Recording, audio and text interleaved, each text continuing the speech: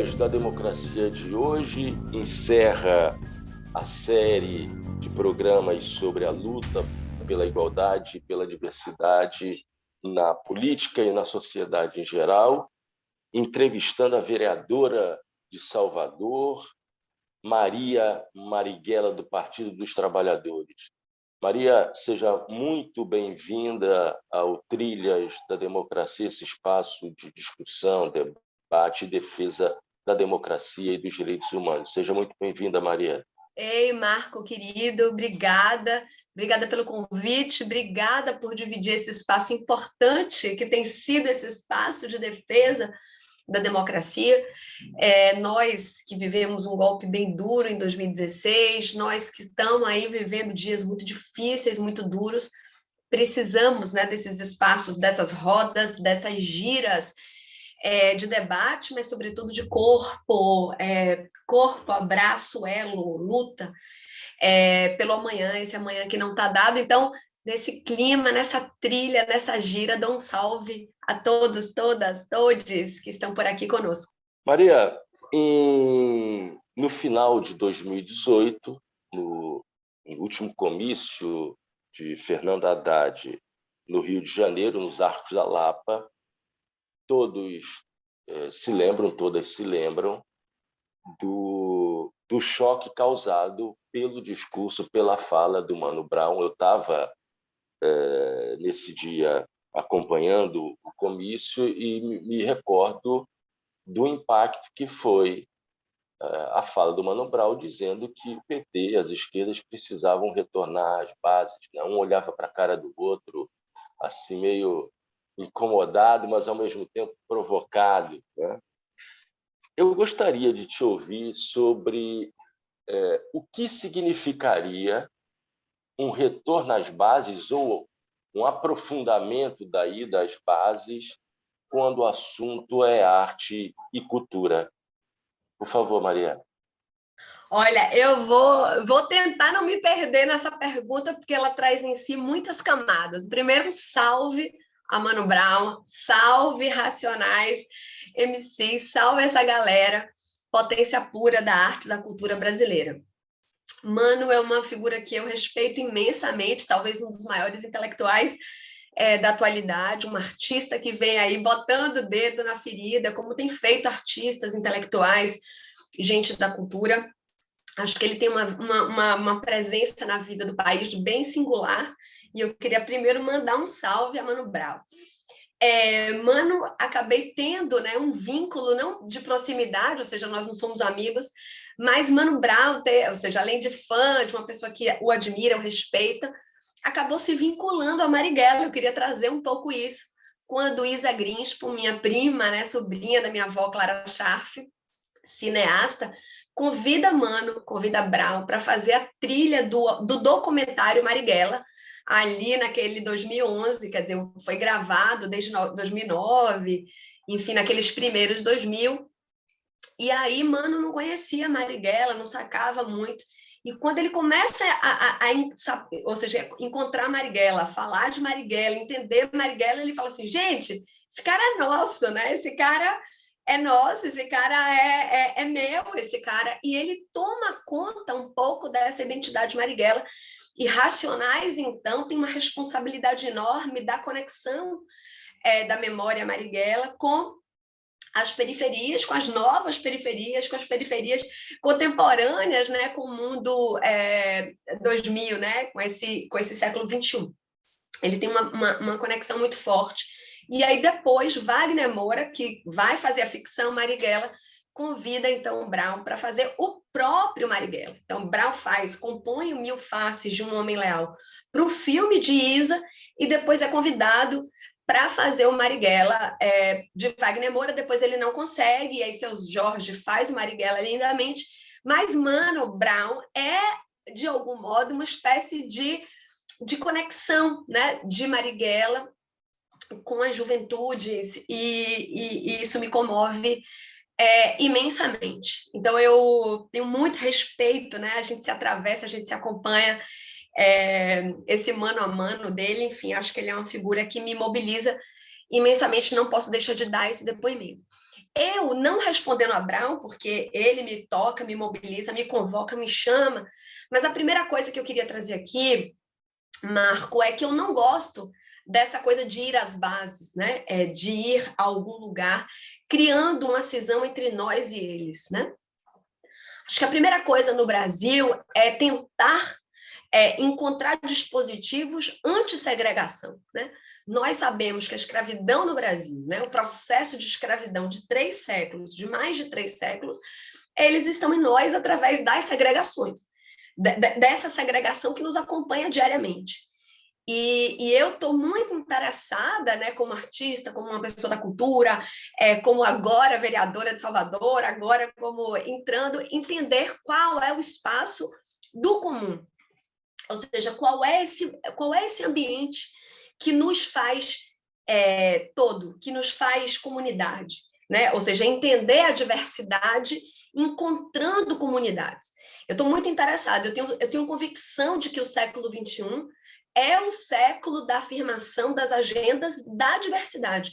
Se o século XX recorreu às unidades, eu acho que o século XXI nos traz como levantar as bandeiras da igualdade, reconhecendo a diversidade, né? Então, eu sinto que o século XXI nos desafia e sinto que os movimentos feministas, os movimentos negros, os movimentos LGBTQIA+, eles nos convocam a pensar essa agenda, né, multitudinária, que é uma agenda que não recorre às unidades, né, mas que recorre a nos reconhecermos sujeitos de um tempo em nossa diversidade e ao mesmo tempo, como um horizonte comum de reivindicação.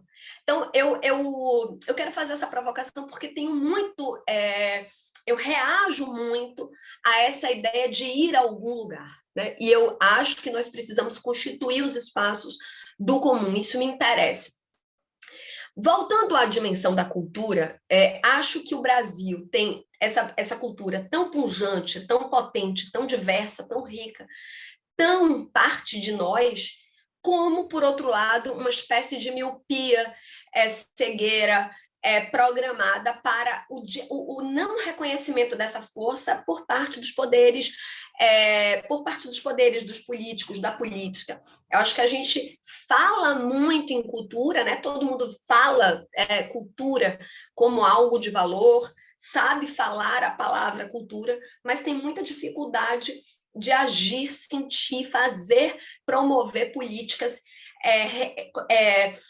reivindicando a cultura no centro do desenvolvimento do Brasil. Então, acho que a primeira coisa é essa, assim, do que a gente está falando quando a gente fala cultura? Eu queria voltar um passo atrás, dizendo o seguinte: a cultura foi o meio pelo qual povos, sujeitos, territórios sistematicamente vilipendiados, humilhados, subalternizados, escravizados, puderam no Brasil se afirmar. Isso, Marco, é de uma riqueza, de um valor, de que qualquer partido, né, do campo progressista, qualquer governo chamado progressista, precisa primeiro reconhecer essa riqueza, esse valor. Então, cultura não pode estar ali nas últimas páginas dos orçamentos, ou dos planejamentos, dos programas, dos orçamentos, naquele cantinho, sabe ali? Aquele cantinho na cereja do bolo, chamando artista para abrir comício. Cultura não é isso. Cultura é a afirmação de uma identidade de um povo. É aquilo que nos confere humanidade. É aquilo que faz com que nós, seres humanos, interagimos, né, com outros seres vivos. É o modo pelo como vivemos. E se a gente quer criar um processo de igualdade, justiça, democracia, precisamos nos reconectar com essa dimensão cultura. Então, cultura faz com que... A cultura, Maria, não sei se você concorda, mas é um dos mecanismos, um dos instrumentos fundamentais de resistência contra a necropolítica de que fala o Mambembe, né? Sim, não, e acho que é disso... Povos colonizados, né? A identidade cultural, as práticas culturais sempre representaram um espaço de resistência que não passa pela martirização do homem-bomba, etc., né? Mas sim de vida. Exatamente. Né? É exatamente esse espaço de afirmação da presença vida. Olha, eu sou uma vida, eu sou sujeito. né? E não aceitarei ser subordinado, colonizado, e, ao mesmo tempo, né? Então, a afirmação dessas identidades, a afirmação dessa existência, a afirmação dessa subjetividade é a resistência ao contra-ataque e, ao mesmo tempo, é a afirmação, é o campo de imaginação. Mujica falou recentemente, nessas jornadas da democracia, assim, a minha geração, né, a dele, acreditava que, democratizando os meios de produção, teríamos um homem novo. Ledo engano, se não mudar a cultura, nada muda. Então, acho que a cultura segue sendo um ativo de afirmação de um modo de viver, de vida mais justo, mais igual. E mais, a cultura, ela faz o seguinte, Marco, eu, né, trago a minha cultura e converso com você e posso dialogar com você em pé de igualdade. A cultura é esse dispositivo de produção de afeição. Eu tenho dito, você não cria política, Marco, não se cria política sem reconhecer o outro, aquele que é diferente de você, seja qualquer outro, sem que aquele outro, né, seja parte de você. A cultura faz isso, né? A cultura diz, eu sou o outro, eu sou diferente, mas eu sou um ser, né, como você, e esse diálogo é extremamente positivo para a promoção de política. Eu sou afetado pelo outro, né? Eu me afirmo e sou afetado e afeto, né? Então acho que tem aí um dispositivo muito importante. Portanto, é um instrumento de promoção de democracia, de igualdade, de comunidade, de comunhão, de promoção de linguagem, de afirmação de amanhã, de imaginação. Então, é um campo assim, extremamente potente. E acho que quando o Brown fala isso, ele fala, olha, tem uma vida, velho, tem uma vida por aí. E aí, em toda parte, em todo canto. Então, assim, enquanto os programas, esses de meio-dia, né, que querem colocar os territórios populares como espaços de morte, de ataque, de violência, disso, daquilo, a periferia está borbulhando. As periferias, eu não vou falar a periferia, porque tem 1000 periferias, 1000 formas de ser periferia, e isso está vivo, está vibrando. Olha, ontem foi o dia, eu vou falar ontem, porque é como a gente está gravando, eu sei que isso vai aí, 1000, mas assim, no dia... Isso, no início, né, no dia em que nós voltamos regimentalmente, né, do recesso parlamentar, começamos o ano legislativo, nós tivemos uma mensagem, né, do prefeito aqui de Salvador, à população, à Câmara, etc., e coincidentemente, quer dizer, coincidentemente não, e no mesmo dia em que nós voltamos regimentalmente, que é o 2 de fevereiro, é a nossa festa de Iemanjá aqui. Então, eu saio do parlamento, eu saio do espaço do parlamento, eu saio do espaço da oficialidade política, né, com prefeitos, vereadores, a institucionalidade, o espaço da com as instituições, né, e vou para a festa de pescador, a festa de Iemanjá, a festa de terreiro, para cultura.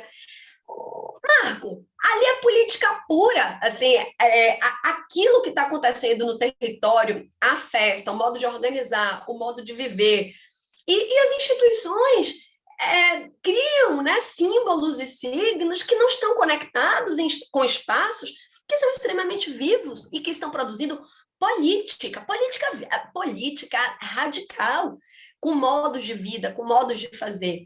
Então, o que eu diria dessa fala de Brown, e falando que ela pode ser lida de diversas coisas, o que eu acho, e que eu sinto, e o que eu queria trazer aqui, é que a política institucional precisa ser ocupada de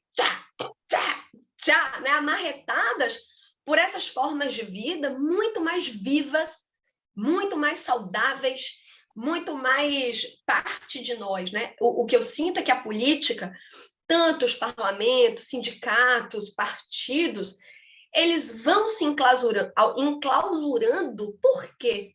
Porque a ideia do poder é se permanecer poder. A questão não é que o que está na rua não é política. A questão é que o poder, ou de maneira programada, ou de maneira...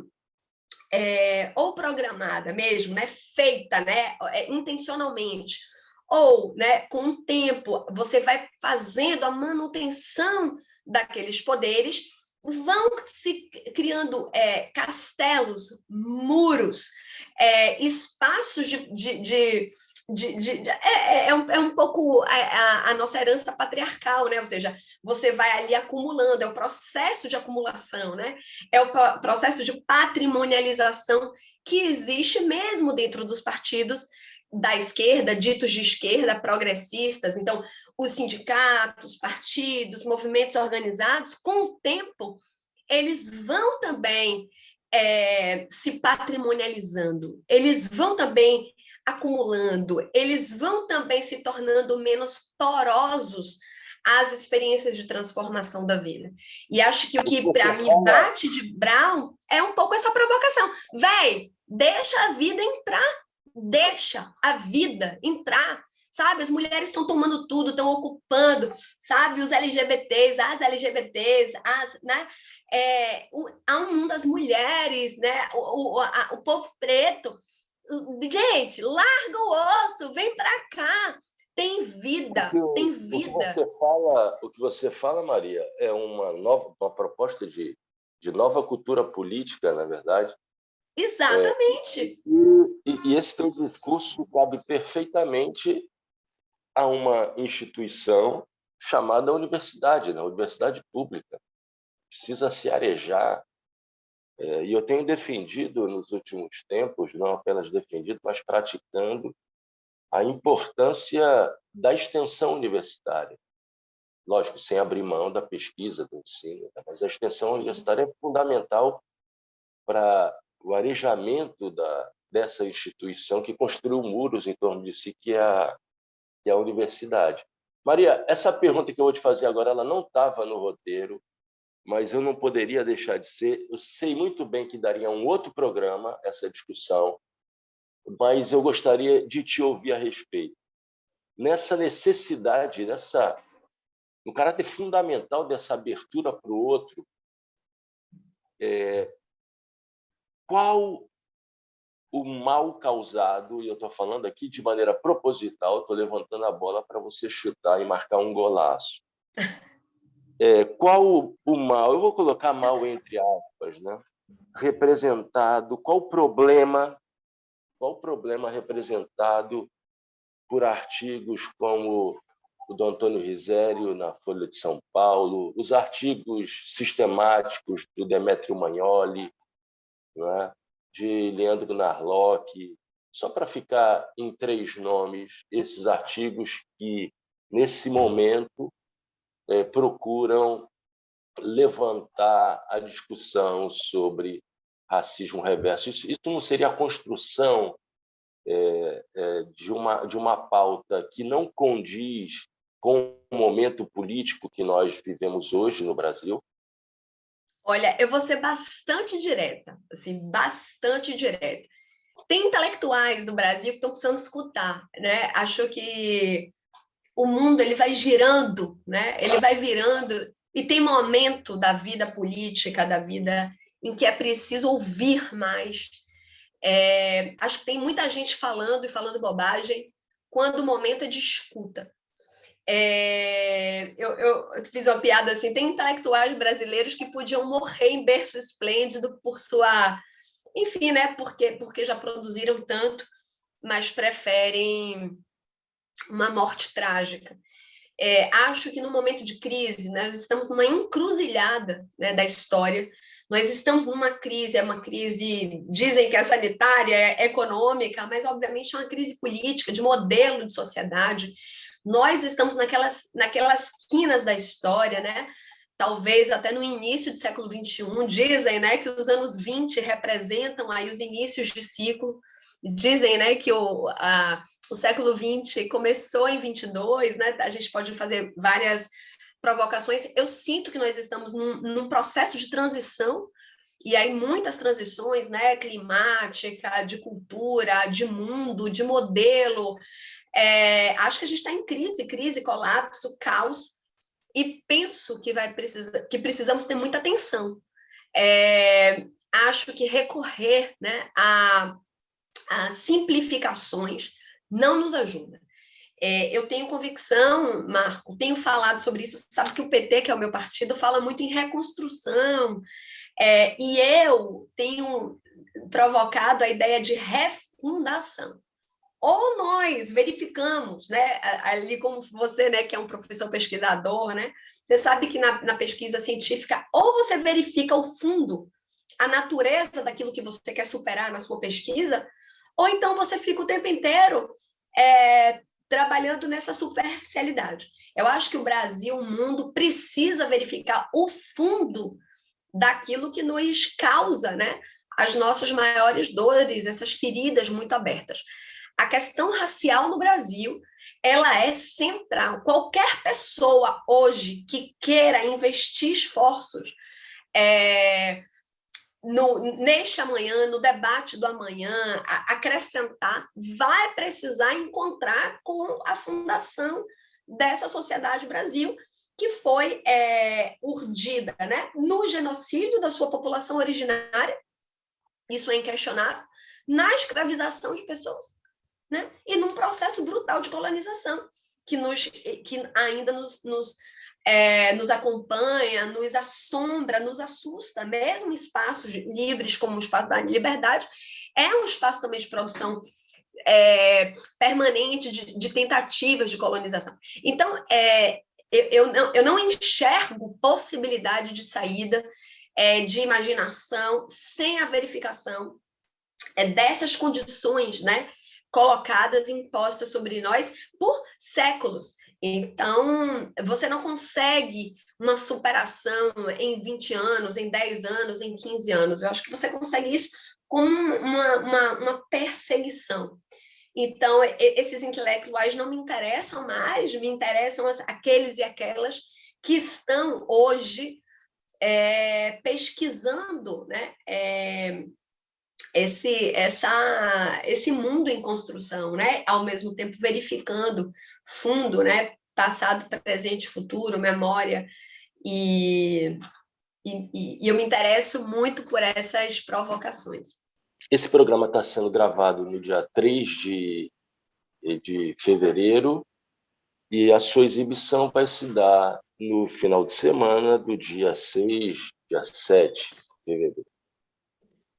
E foi exatamente no dia 6 de fevereiro de 2015 que aconteceu a chacina do Cabula. São 7 anos da chacina do Cabula, quando 12 jovens negros na Vila Moisés, em Salvador, foram brutalmente assassinados pela polícia militar.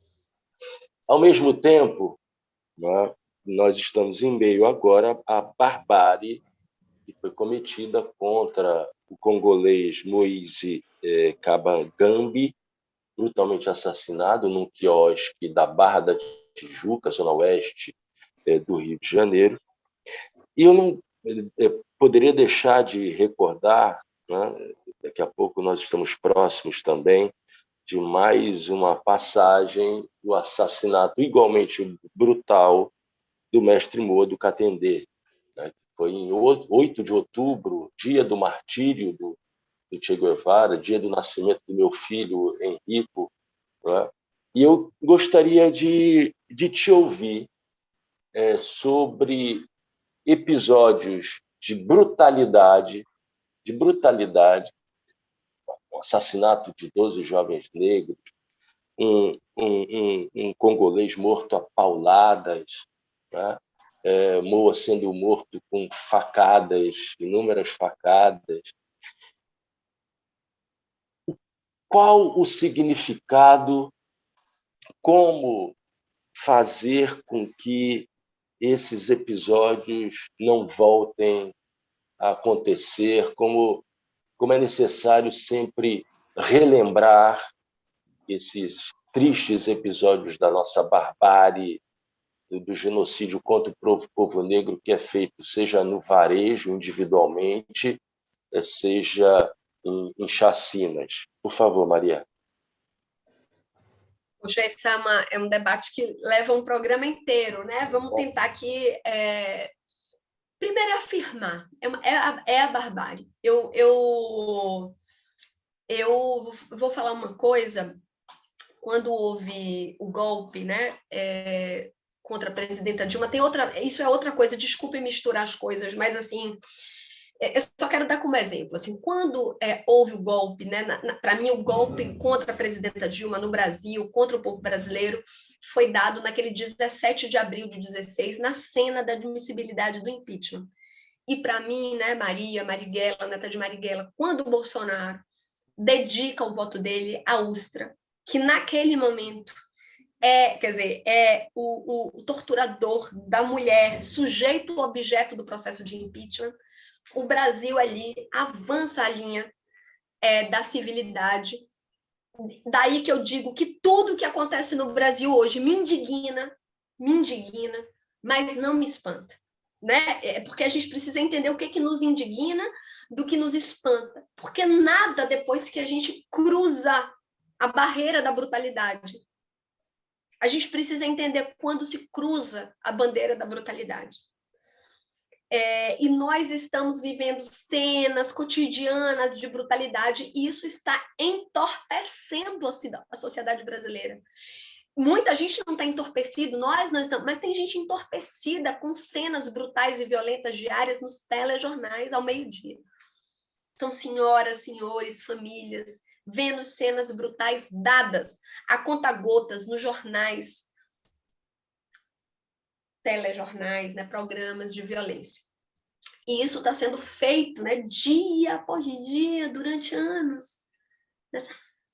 A produção da imagem do povo preto, né, sendo reduzida a essa imagem. Nós cruzamos essa linha. Nós não cruzamos ontem, nem anteontem. Nós cruzamos lá atrás.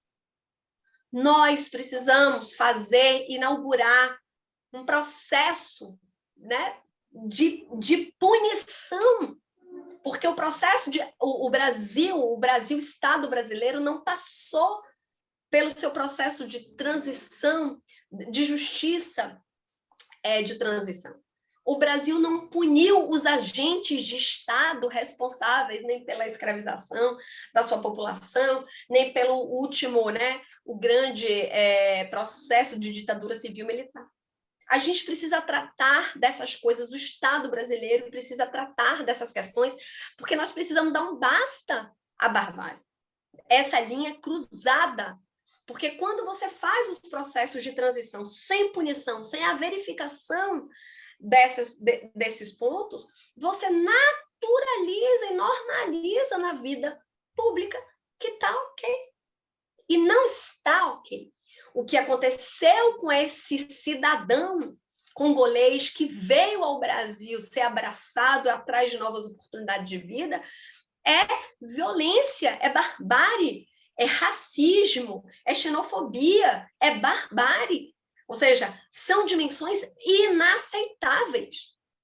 Mas eu quero dizer que o Brasil é um país que matou em 2018 uma parlamentar e não conseguiu responder à sua população esse crime.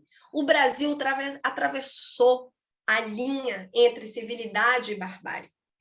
E nós precisamos, nesse próximo ciclo de retomada da democracia, porque nós precisamos falar, as pessoas me perguntam, Maria, o golpe, eu falei, o golpe foi dado em 2016, nós estamos sob um golpe de Estado, só que nesse caso parlamentar, jurídico, midiático. A gente precisa tratar isso, transicionar, né? E essa transição nos exigirá verificar o 16, o 64, né? O 1500. A gente vai precisar corrigir institucionalmente, né, a transição dos processos de violação de direitos para um processo de democracia. Então, é bem complexo que a gente vai precisar girar, né? É um processo de giro de direitos humanos. Então, os movimentos, né, negros do Brasil, os movimentos antirracistas estão com tudo, os movimentos por direitos humanos estão com tudo, mas o Estado brasileiro tem que assumir sua responsabilidade. E aí você fala do Cabula, o Estado da Bahia é responsável. O Estado da Bahia tem responsabilidade com essas mortes e ela só será restabelecida quando de um processo de justiça. Primeiro, da punição daqueles que cometeram o ato de violação, assim como a reparação à família das vítimas. Nós precisamos, no caso do Cabula, de um processo de memória, falar do Cabula. Começa a falar, dizer o que aconteceu. O silêncio invisível, botar por debaixo do tapete, não nos ajuda. Nós precisamos de justiça e nós precisamos de punição. Da verdade, primeiro, desculpa, a memória é a verdade e a justiça. E reparação. Então, são componentes, e nós vamos precisar criar as condições necessárias, né, para trazer isso à tona. E para trazer. Né, é essa a questão. A gente vai precisar tratar o Cabula. Nós vamos precisar tratar o Cabula. Eu não tenho dúvida que a gente vai precisar tratar o Cabula. A Bahia vai precisar tratar a Marco. A morte de 2 homens que foram mortos porque roubaram ou supostamente iriam roubar 2 pedaços de carne. Eu estava ontem com Preta Ferreira, com Carmen Silva, elas estão aqui em Salvador. Quem roubou de quem? Quem roubou de quem? Furtar uma carne não é roubo, é fome. Se alguém tem fome no Brasil, quem roubou de quem? Então, quem rouba porque tem fome já foi roubado há muito tempo. E é esse o Brasil que nós estamos vivendo, que atravessou a linha da civilidade há muito tempo. Eu respondi outro dia uma conversa, né, na Universidade de Harvard, em que o meu interlocutor perguntava sobre a brutalidade, exatamente o que você estava me perguntando, e eu falei, qual é o nível de brutalidade permitida? Porque ele dizia assim, eu nem me lembro mais, mas era uma coisa assim, nós já avançamos todas as doses de brutalidade. E eu pergunto, e qual é a dose de brutalidade permitida? Nós devemos ser intransigentes com a brutalidade. Com a brutalidade, com a barbárie, não se negocia. E acho que o que a gente precisa afirmar como povo é com que a barbárie não se negocia. Não existe nível de barbaridade nem brutalidade permitida. Qualquer brutalidade é sempre contra todos nós. E é por isso que esse ano é um ano de lutas, não só para eleger Lula, não só para recompor a democracia, mas, sobretudo, qual o projeto que nós vamos votar. E não só votar como um ato burocrático, mas qual o projeto que nós vamos abraçar, fazer corpo, levante, bandeira, semente amanhã. Porque o Brasil que foi não nos interessa mais. Esse Brasil do amanhã, ele precisa ser fundado, né, com muita mão, braço, corpo, inteligência, sentimento, mas também com o desafio de dizer, com a barbárie, nós não negociamos mais. Então, acho que é isso que a gente espera para 22, energias renovadas, um levante por todo o Brasil, por novo modelo de desenvolvimento, por uma nova sociedade que começa conosco, né? Que não virá de fora para dentro, mas que será reivindicado e erguido como um arado por todos nós. Muito obrigado, Maria. Obrigada a você, Marco, a todas, todos dessa trilha juntos. E o Trilhas da Democracia volta na próxima semana, sempre debatendo temas e defendendo a democracia e os direitos humanos. Até lá!